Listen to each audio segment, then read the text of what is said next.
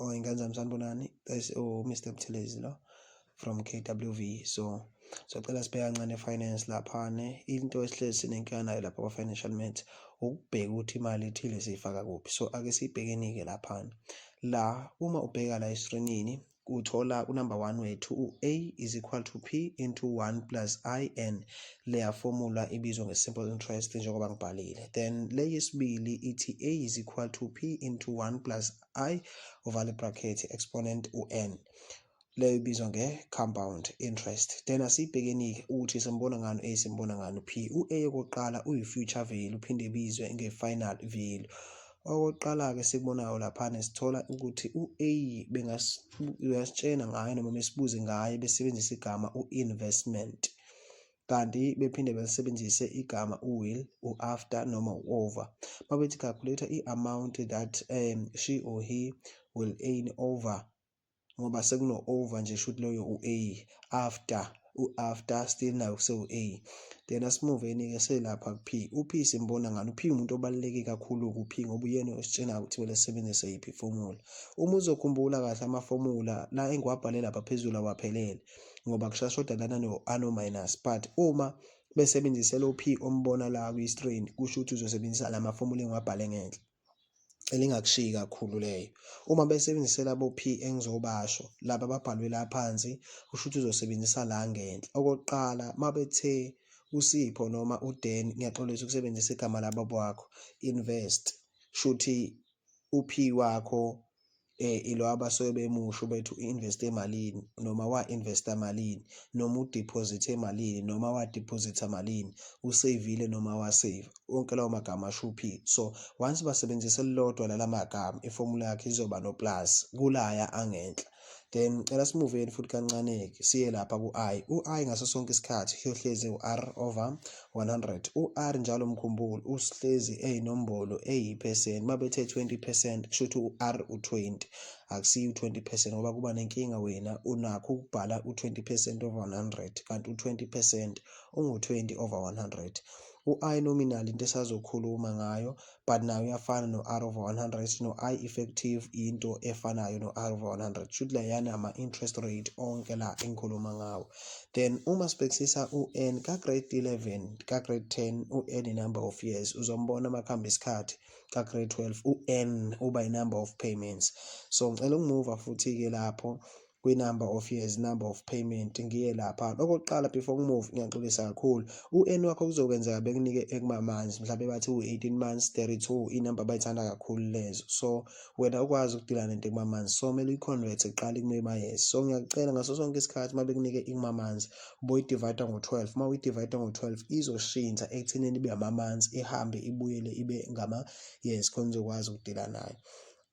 Then ake sibhekeni-ke le number 2. Le number 2 ave inkinga kakhulu. Le number 2 ifomula yethu ithi A is equal to P into 1 minus IN. Ayafana kahle kahle nala lapha phezulu. Umehluko ukuthi nje lapha phakathi sekuno minus. Kodwa le kade ngiqeda kuyibiza ibizwa nge-straight line method. Then sihambise lapha engezansi kwayo le ethi A is equal to P into 1 minus I exponent to N. So leyana-ke ibizwa nge-reducing balance method, i-reducing balance method. Leyana-ke omabili amafomula uzowasebenzisa only bekhuluma ngomshini. Once bakhuluma ngomshini uzosebenzisa la mafomula. La mafomula uzowasebenzisa only if kuyi-statement bekhulume ngomshini. Mhlampe imoto, i-tractor, i-laptop, i-smartphone, lawo ma-equipment bawasebenzisa kakhulu-ke emshinini kakhulu. So ngicela ungibambela nansi ukuthi into ebalulekile shuthi wena kumele uyibambe ukuthi once bakhuluma ngomshini ifomula yakhe izoba no minus. Kodwa ngicela ungibhekela nayo into efika ibe inkinga. Kuzodepend ukuthi bakhuluma ngomshini owenzani. Mhlawumbe mabethe uSipho noma uDavid, ngiyaxolisa futhi again ukusebenzisa igama labo bakho ukuthi ngenze example. Uma bethi uSipho mhlambe wathenga imoto eminyakeni ewu4 edlule, wayithenga ngemali engaka. Then uSipho ufuna ukuthenga imoto entsha eyolona ihlobo laleyo moto leyo kulesikhathi sonyaka. So kumele ukhumbule ukuthi the more isikhathi sihamba namalokhunja nokukhula kwemonto, i-vision iyakhula nayo. So okumele ukubambe ukuthi-ke le monto ngoba mhlampe sikalekise ngey'monto kakhulukazi u-B_M ngoba ngathini ujwayele, khona imoto yabizwa nge-X5 eke yaduma, njengamanje khona imoto ebizwa nge-X6 esedumile. Nje uma uthatha uyibhekisisa lezo monto zombili ama-B_M and angama-X, kusho ukuthi ahamba entweni eyodwa, awulayini owodwa. So imali wathenga ngayo i-B_M i-X5 ayizukufana nemali ozothenga ngayo i-B_M i-X6. Kusho ukuthi ngaso sonke isikhathi uma bekhuluma ngomshini, bheka ukuthi abenzi i-replacement. Uma benza i-replacement uzosebenzisa u-plus, uma bengenzi i-replacement izoba no-minus. Once bakhuluma ngomshini izoba no-minus, but uma bekhuluma ngemishini benza i-replacement izoba no-plus. So ngicela ukumuva lapho. Okuningi kuyafana, but laba ayakhumbula laba OP engutshene wona ama-keywords alabo OP uzowasebenzisa only if ifolumi lakhe ino-plus. Cela ukumuva-ke manje ngilapha kwi-compounding period elimaza kakhulu-ke ka-grade 11 and 12. So once bathi nje compounded into ethile, i-percent elithile li-compounded monthly, quarterly, semi-annually or half yearly or after 6 months.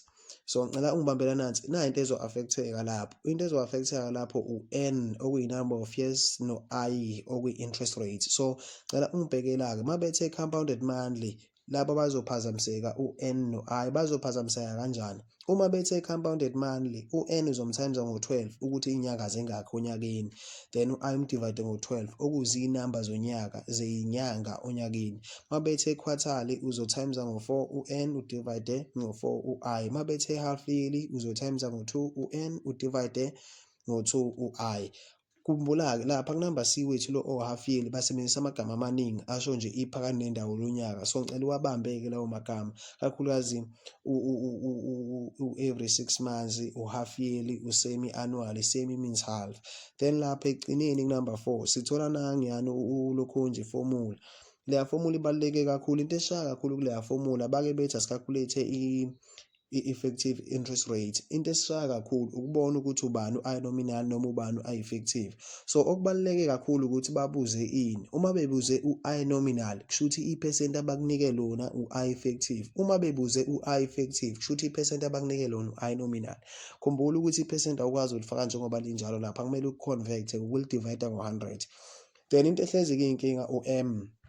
Ela uyibambe le ethi lapha ku-M awufaki i-number of years but ufaka i-compounding period. Uma ukuthi i-compounder monthly kusho ukuthi u-M wakho uzoba u-12. Uma ukuthi i-compounder quarterly kusho ukuthi u-M wakho u-4. Uma ukuthi i-compounder half yearly kusho ukuthi u-M wakho u-2. Ngicela ungibambela lezo zinto ave ibaluleke kakhulu izokusiza futhi.